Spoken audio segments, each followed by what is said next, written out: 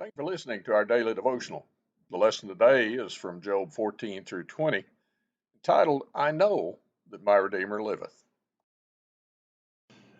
You know, it's amazing as you read through the book of Job, as we've continued this week.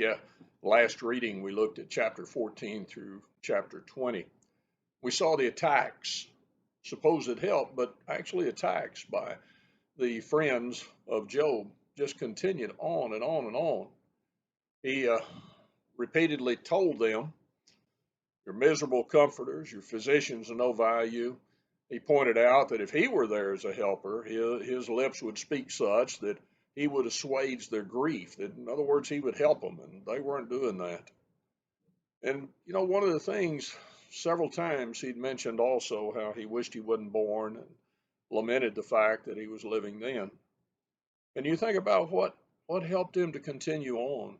Why is it that eventually in the New Testament we read of the patience of Job, and as we go on to the end of the book, we find that he survives. He didn't understand a lot of things. He was struggling with those who were around him. He was struggling with how God could allow this and how he could make it through this loss. And you think, how did he go on? Well, we get a glimpse of that in chapter 19, in verse 25 and 26. There in the midst of one of his responses and how he was lamenting what they were doing and what was happening to him, he said, "As for me, I know that my Redeemer liveth." That's it. Job, some people foolishly deny that there was a knowledge of an afterlife, but it's clear here and in several other instances in the Old Testament that, yes, they knew that there was an afterlife. And Job held to that. You know, that's what we need to do, because all of us face struggles and trials.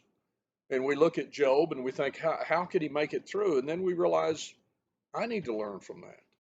I need to know how to make it through. And the thing is, one of these days, I can go to be with him. You know, that's the great blessing that we have, that there is a hope of heaven that God says in the Hebrew letter is an anchor, sure and steadfast. God tells us of the Apostle Paul that he himself, he was ready to be offered because he knew God. And he knew in 2 Timothy 4, verse 6 through 8, that there was a prize, a crown that yet awaited him. In 1 Corinthians 15, he tells us there that if there is no resurrection of the dead, we're a miserable, pitiful people, because in this life only we have hope in Christ Jesus.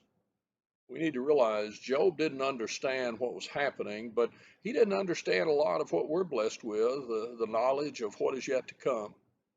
We need to realize that all of us face suffering and trials, discouragements, but all of us have a great hope if God is truly our God.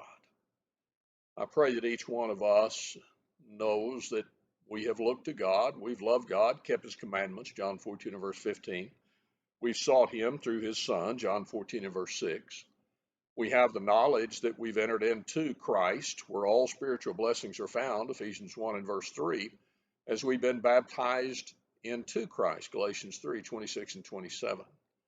And it's then that we go on and we, as Paul said, and as Job illustrated, you press on towards the prize, the mark of the high calling of God. It's in Christ Jesus. Job knew his Redeemer lived. I know my Redeemer lives. How about you?